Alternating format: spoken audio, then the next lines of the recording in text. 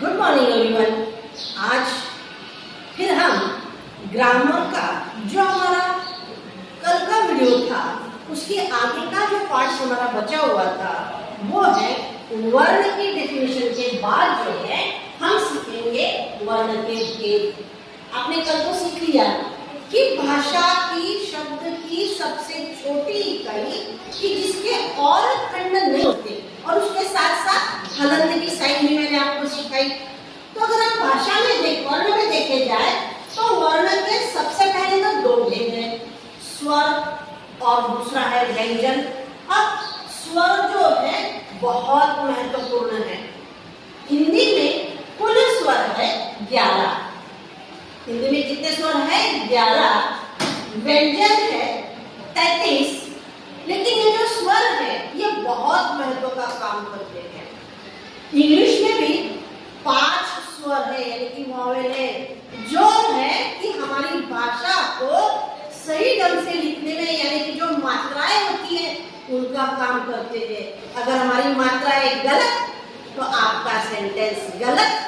फिर बताया जाता है कि भाई थोड़ा ध्यान से पढ़ो, मात्राएं सही दो। इसके लिए जो है हमें स्वरों की जानकारी लेना अति आवश्यक है।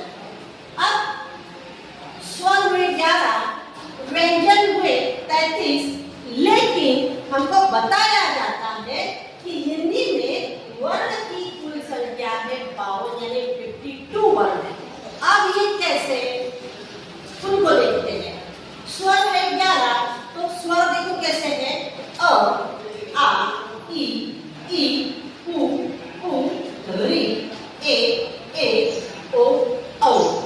ये सारे 11 जो स्वर है हमें ह्रस्व और दीर्घ की मात्राएं जो है वो दर्शाते हैं। व्यंजन 33 है, कैसे है तो क से लेके तो य तक जो है सारे 33 व्यंजन है। फिर मैंने तो आपको बता दिया कि वर्णमाला में तो कुल 52 है तो ये 33 है, लेकिन आयोगावह ये बहुत महत्वपूर्ण है।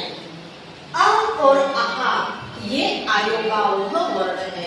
इनका काम क्या है तो ये अनुस्वार और जहाँ आहा का उच्चारण आता है, आपको किसी लोग को आ का वर्ग तो आहा का उच्चारण जहाँ आता है वहाँ अ लिखने की बजाय हम बस इन 2 डॉट्स की साइन लगा लेते हैं। जैसे इंग्लिश में हम यन और यम का काम लेते, यन और यम से काम लेते अं और आहा।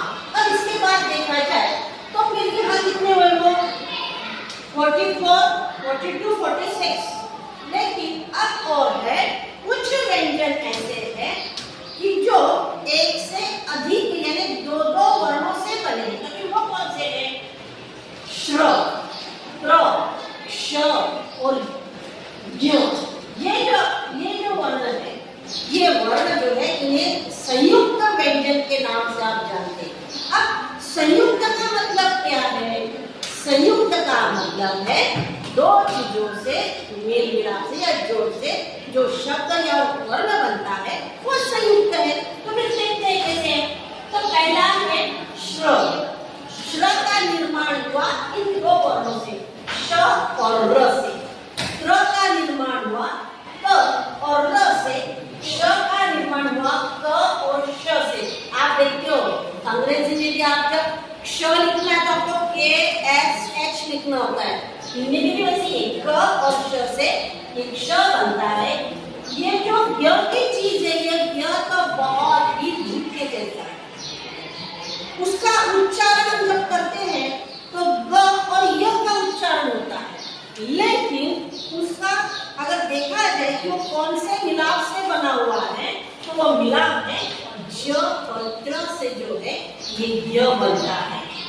अब मुझे लगता है यहाँ तक आपको बहुत अच्छे से समझ में आया। अब चलते हैं हमारे मेन सब्जेक्ट की तरफ, यानी कि वर्ण का जो पहला भेद